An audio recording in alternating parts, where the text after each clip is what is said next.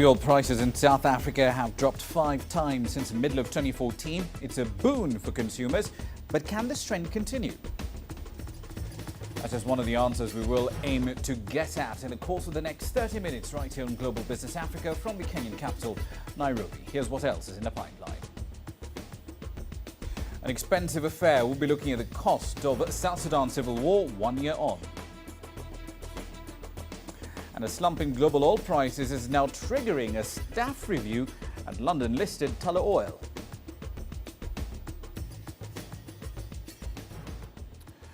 Now, let's start in a country which, to be fair, we haven't paid a lot of attention to over the last 9 months. The civil war in oil-producing South Sudan could cost that country's economy as much as $28 billion if it continues for the next 5 years.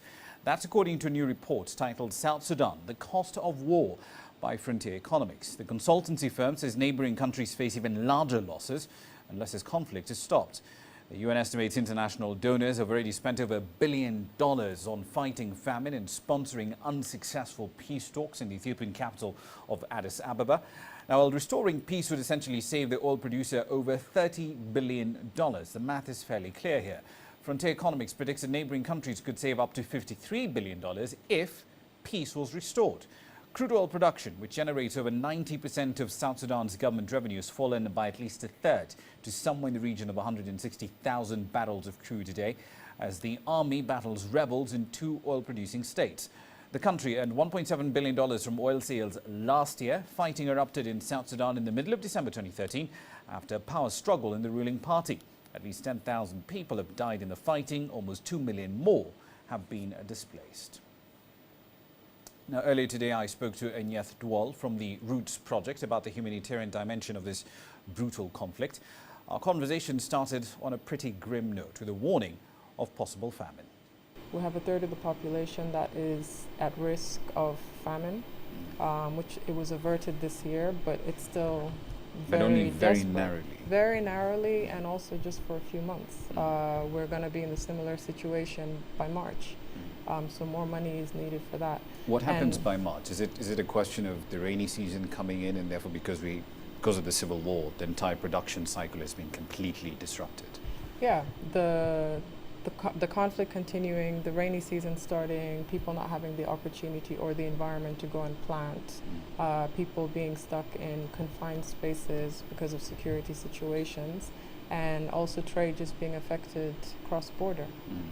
These are the things that are affecting people. And then there's also the other things, you know. What effect does hunger have on children?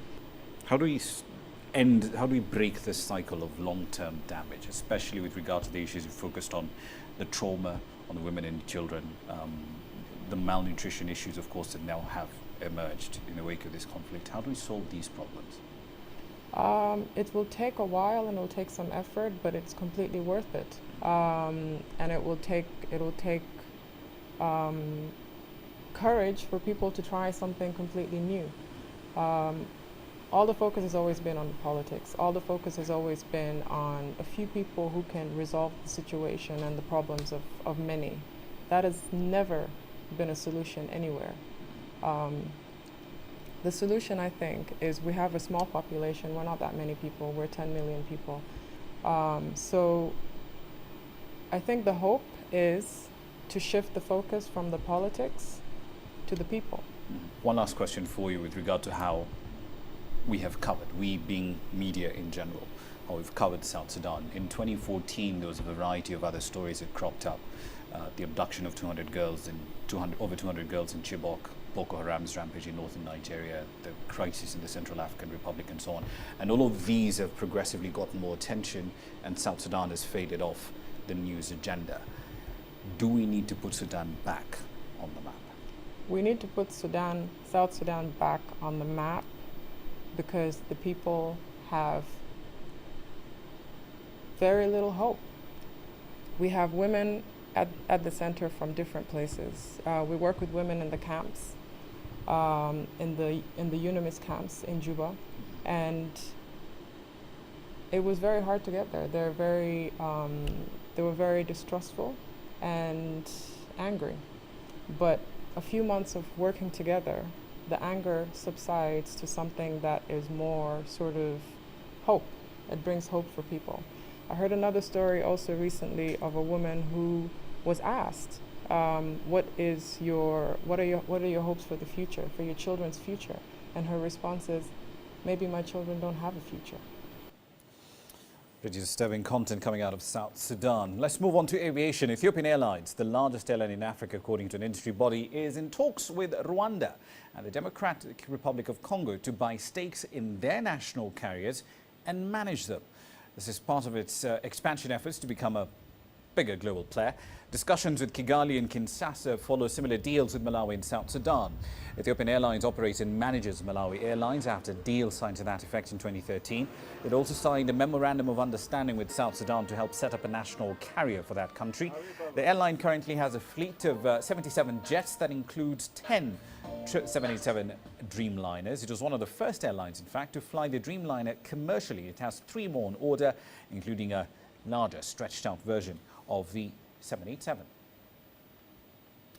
Over into commodities now. Africa-focused oil exploration firm Tullow Oil is reportedly planning to cut jobs, and it has launched a staffing review. Oil companies across the globe are grappling with a drastic drop in oil prices, which has battered earnings. According to industry sources, at the end of the restructuring process, quote, Tullow will be a much smaller company, end of quote. London-listed Tullow Oil employs over 2,000 people across 22 countries, with its African operations accounting for about half of its total workforce. It has already placed some of its smaller African offshore drilling projects under review as part of efforts to rein in exploration costs. The company is due to issue a trading statement and operational update on Thursday. The market is expecting to get a better feel for Tullow's capital spending review, as well as possible write-downs for the year. Shares in the firm are down by over 50% over the last year in both the London and the Irish markets. Right then, let's head over to London. Kiri Blenkinsop is joining us live there. She's been following developments from among frontier exploration firms like Tullow Oil. Kiri, has there been any formal reaction to this story by Tullow? Well, Tullow is yet to officially address these potential job cuts, and at this stage the information is coming from a source familiar with the company who's told Reuters a number of Tullow's 2,000 strong workforce will get the chop. They didn't give any indication of exactly how many workers will go or where the job losses will be. Now, if that information is sound, it means Tullow will join what analysts suggest could be a very long list of casualties from that nosedive in oil prices. Brent has slumped around 60% since June last year, and that's putting major pressure on oil producers who are really struggling to cope with the downward spiral. Already, British oil major BP has announced a $1 billion restructuring program, and that will involve thousands of job cuts. Its rival Shell has also said it will cut between 5 and 10% of workers at its Albion Sands mining project in Canada. Now, Tullow's African operations make up around half of the company's workforce, so any job losses there would be a big hit to the region. Indeed. Tullow, of course, is due to release an operational update on the 15th of January, as you mentioned a little earlier. What sort of data will investors be looking for over there? Well, firstly, they'll be looking for any indication of those job losses. Cutting jobs could point to a potential cut in output, which ultimately means less income for the company. But investors would also be expecting some kind of signal on Tullow's capital spending review, as well as possible write-downs for the year. Now, looking at its capital expenditure, Tullow released a statement last year saying expenditures would remain at $2.3 billion, but given the dramatic slide in oil prices, that is vastly different from the $1 billion which was invested in the first half of 2014. Now, the expectation from investors is a further 10% cut in operational costs, and that's in the first quarter alone. Now, in recent times, Tullow has seen very limited growth. Already this year, it's dipped 13%, and in the last session, weakened 3%, and that's having a big impact on African oil stocks. Yesterday, Tullow led a slide in blue chip stocks, falling almost 5%, so the sector is really taking a battering. Indeed. Finally, though, some analysts have expressed concern that Tullow's current debt profile could limit its exploration program and production too in 2015. Why is that? Well, we know that Tullow's been eyeing off several projects in Africa for this coming year, and from what we're hearing, those are already under a cloud of uncertainty. The company's been forced to place some of its smaller African offshore drilling projects under review, as we heard a little earlier, and that's in a bid to rein in exploration costs. Now, adding to Tullow's debt burden, it means the approval of discoveries in Uganda and Kenya could be pushed back beyond 2016, and that's bound to have an impact on the local jobs market there. But we must remember Tullow's not alone in this. Analysts predict capital expenditure for oil majors will drop by an average of 7% this year as companies focus more on operating expenses, which of course includes salaries. Now, the free falling oil price is causing serious problems for most oil and gas companies, and at this stage doesn't look like getting any better until oil finds its bottom price. Indeed, we'll have to leave it there for the time being. Kiri Blackensop from London there. We'll have to leave it there. On to Kenya now. Motorists over here are sighing in relief. Well, they will be after midnight tonight after the Energy Regulatory Commission capped prices at their lowest level in 4 years. Effective midnight on Wednesday, retail prices of petrol, diesel and kerosene came down by at least 8% after the cost of importing refined products dropped. The Commission cut the price of a litre of petrol in the capital, Nairobi, to just over $1. Since 2010, every single month, the East African nation has set a government-controlled cap on the prices of petrol, diesel and kerosene at a retail standpoint to protect consumers from unfairly high prices. Now, the Commission and industry players have been under fire from consumers in the last quarter of 2014 and even right now over high pump prices at a time when global crude oil futures have fallen dramatically. Let's make a quick run through the markets here for you. We're seeing a bit of life coming back in the Kenyan equities market. The NSE 20 in Nairobi ended the day much higher, but the equity volumes, that was a real story here today. The highest figures we've seen so far this year. Remember, the first 2 weeks were essentially a bit jittery, especially with the coming into force of capital gains tax on the 1st of January.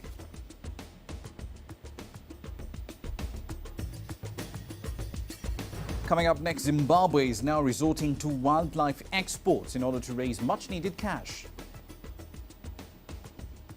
We'll still be keeping an eye on fuel matters, this time in South Africa. They've dropped by 5 times since the middle of the year. It's a boon for consumers, but for how much longer? Africa is on the move. It's home to 7 of the world's 10 fastest growing economies. We help you make sense of the fast-changing African business landscape. We take you where the business is happening. Global Business, weekdays at this time on CCTV Africa.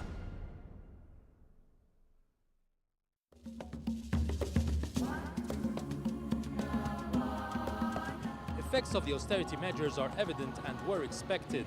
Egyptians, however, seem to be patient about it. But El-Sisi told government he wants to control the prices promptly before people's patience runs out.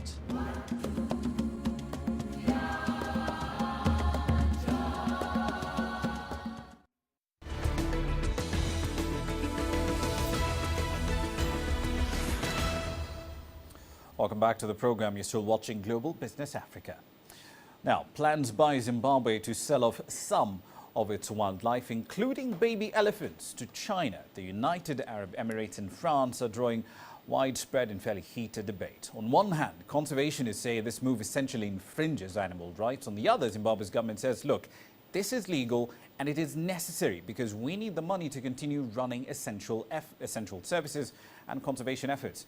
Farai Makutuya sought to find out more on these plans, which will see 62 elephants exported in the first half of 2015. Statistics of Zimbabwe's jumbo population vary from between 40 to 80,000. But whatever the number, it's beyond the country's carrying capacity. Many of the elephants are under increasing attack from poachers who can easily evade scant patrols by the cash-strapped Wildlife Authority. Zimbabwe could raise money by offloading tons of ivory it has stockpiled, but there is a global ban on sales. So now it's pursuing the only viable alternative, live exports. But not everyone is happy about that. This is not about the overpopulation. It's just unethical. It's very inhumane. They're going to different country in total, the terrain, the climate is different. Authorities here say everything is above board and has been cleared by the relevant regulators. Other countries achieve population control by lethal means. They cow them. What we're pursuing are humanely methods of sustainable conservation management, which are saving life, capturing and relocating these elephants and other wildlife species for sale to countries that would have been certified, both from here in Zimbabwe by CITES and where they are going, again by CITES, that these captured animals will be well looked after. The government says the bad press is a smear campaign and accuses the West of double standards. The zoos in the United States, in Texas and San Diego, they carry our rhino. And today, they carry more rhino than any other states in the United States. You can't begin to raise issues because the product is going to China or UAE or the Far East, as long as it is underwritten by the certification of international experts and expert bodies like CITES. Zoos rake in hundreds of millions of dollars in Europe and the United States every year. And the government here is saying that part of the proceeds from that revenue should be channeled to countries like Zimbabwe, the source market for that wildlife, to help fund conservation efforts. And maybe that would eliminate the need for Zimbabwe to sell off some of its most prized possessions. Farai Mwakutuya, CCTV, Harare, Zimbabwe. Now, this is becoming quite the chorus of here. Oil prices, of course, as you're fairly well aware, have fallen below $50 a barrel, the lowest levels in about 5-6 years. This enormous drop in prices has provided enormous amounts of relief to consumers in net oil importers like South Africa, for example. But these benefits, just how long-lived are they, especially as a continent's number 2 economy isn't quite reaping the full benefits of these falling oil prices? On What's Hot Tonight, Sumitra Naidu reports on the effects of these falling oil prices in the second part of our special series looking at this particular trend in Africa. Oil prices have fallen more than 60% since June last year, now trading at below $49 a barrel, the lowest level in 5 years. The slump in the oil market has mainly been driven by a slowdown in global economic growth and an oversupply of oil in the market. We've now seen new oil come into the market in the form of the shale oil. The shale industry out in Louisiana, in the US, has obviously brought some additional quantity or production of oil into the system, and that has obviously led to the significant push down of the prices.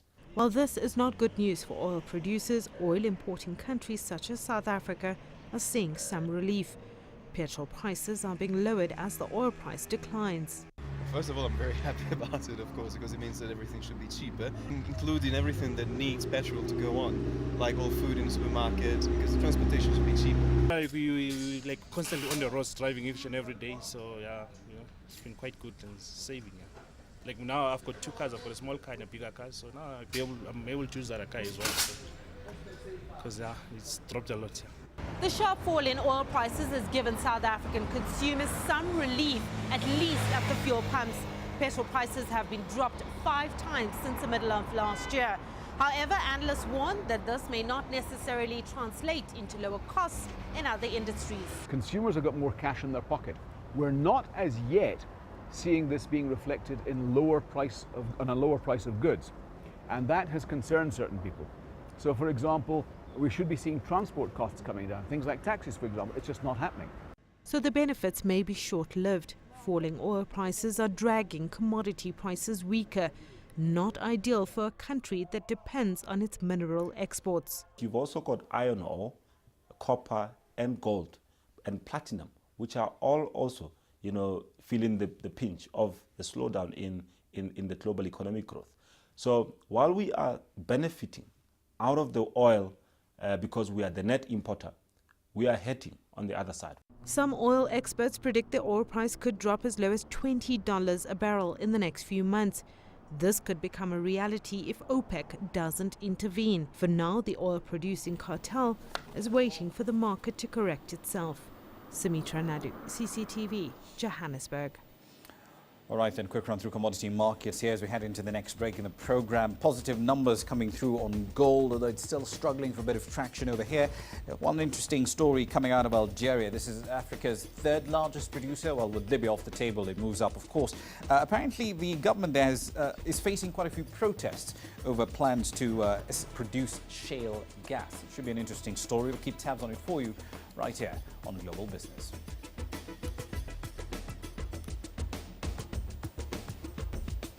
Saving for a rainy day. Ethiopians are developing a new habit that's expanding profits for local banks. We'll be back with that in a jiffy.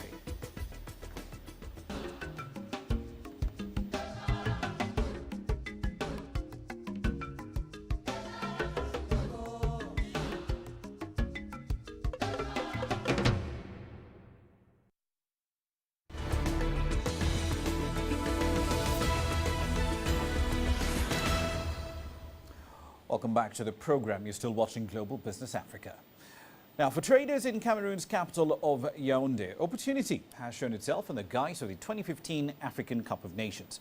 With less than 3 days left at the start of the tournament, they've been flocking to the streets, eager to sell their merchandise to the fans.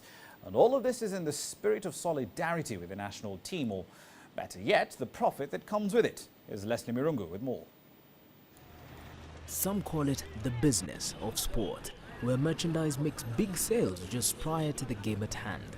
With just 3 days to the kickoff of the 2015 Africa Cup of Nations tournament, traders in Cameroon's capital Yaoundé are doing good business, selling merchandise to fans seeking to show solidarity with their national team, the indomitable Lions.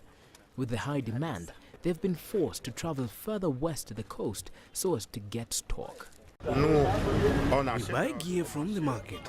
Sometimes we travel as far as Douala to buy them. Then we come to Yaoundé to sell. For the traders, business is wholly pegged on Cameroon's performance in the tournament.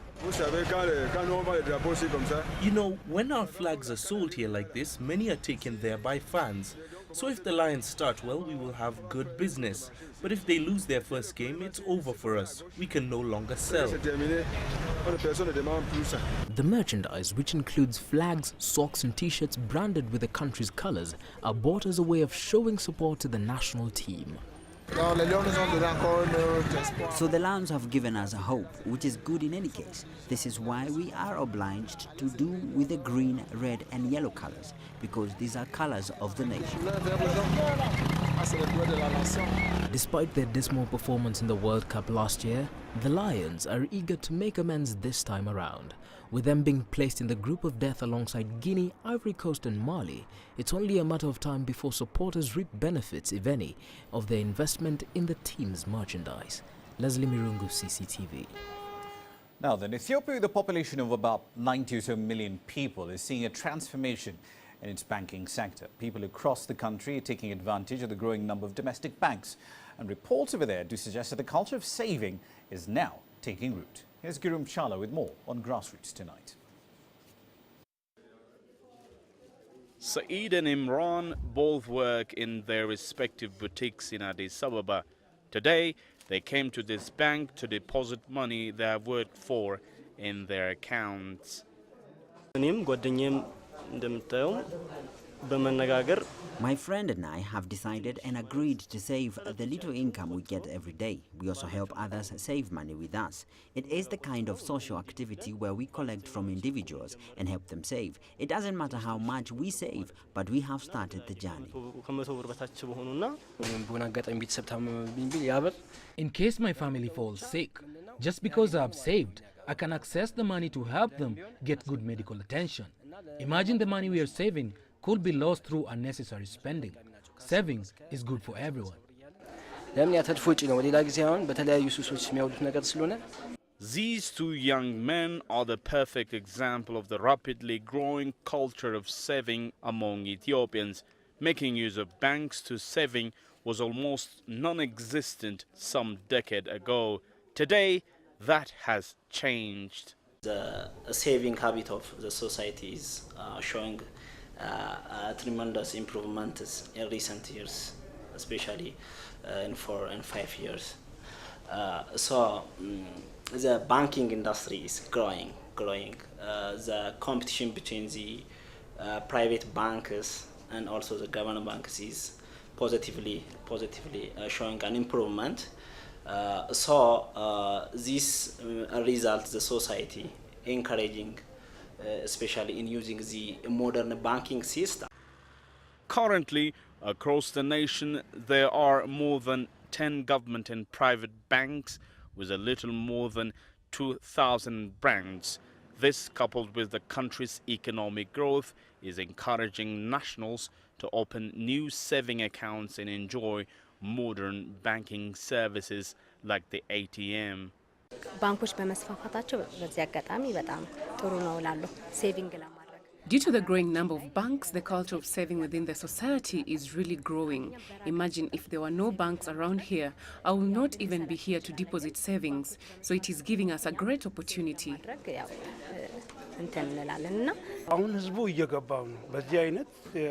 Our people now understand the importance of saving. We're seeing many of them doing so right across the nation. So yes, I can say the culture of saving is growing in the country.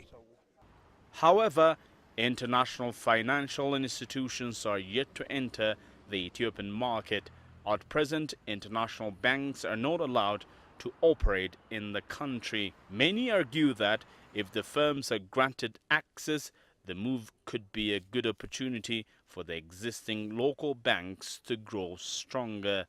In my opinion, if we use the recent banking technologies, if our competition goes positively, if the banks are getting continually the support from the government also, the banking industry's future is very nice, very bright.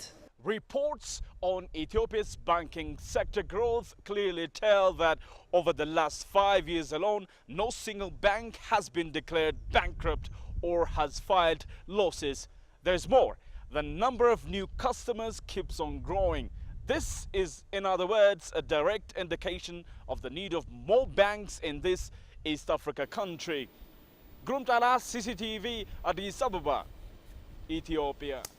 Right, and a quick run through the currencies here for you. The story today very much around monetary policy. Mozambique and Kenya both holding rates 7.5% and 8.5% respectively. The Kenyan shilling, however, weakening in trade, about 91.35, 91.45 in trading earlier today. Now, here's what we're working on for tomorrow's program. We'll be in North Africa. We're looking at Egypt's complicated balance of dealing with a dip in oil prices on one hand, and of course the fact that that may cut Gulf aid on the other.